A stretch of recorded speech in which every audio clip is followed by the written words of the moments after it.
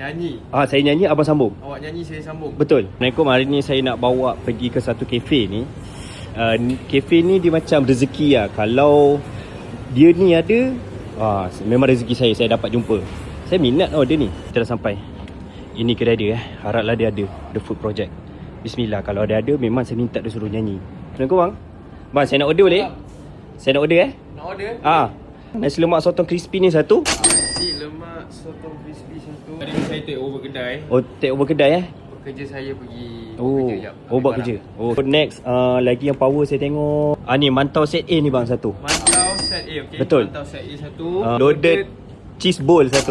Caramel latte bang satu. Sejuk Caramel latte satu. Soda saya nak ni Rose Garden soda ni satu. Rose Garden soda bro.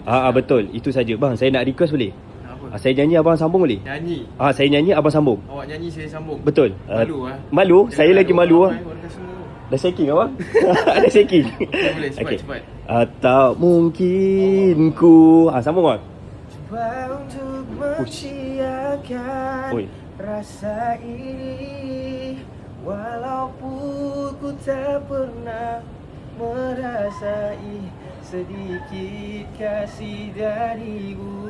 Original. Okey, yang ni betul original. Yang tadi tu grade C+. Okey bang, sorry. Itu je. Kau pergi duduk, aku dah siap kau. Okey, baik bang, terima kasih. Okey, so ini kita punya mantau dah siap. Okey, so ni loaded fries bowl Okey, terima kasih bang. Alright, so next kita punya menu adalah nasi lemak sotong dengan ni garden roast soda.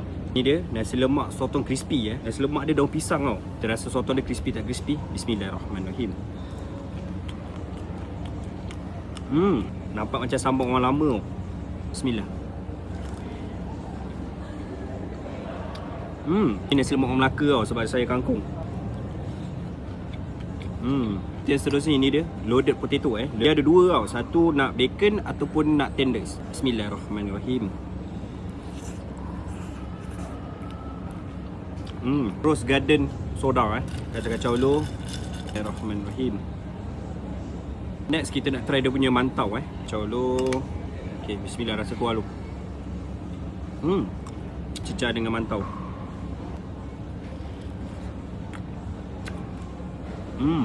Lembut. Guys, tempat ni memang sesuai kalau nak dating ke, melepak ke. Sebab apa? Ada kopi. Lepas tu makanan dia pun sedap-sedap. Tempat pula nice Kalau ada rezeki, boleh nyanyi sama-sama. So guys, yang mana nak cari, Waste je The Food Project dekat Tamarin Square, dekat Cyberjaya. So guys, minum dulu.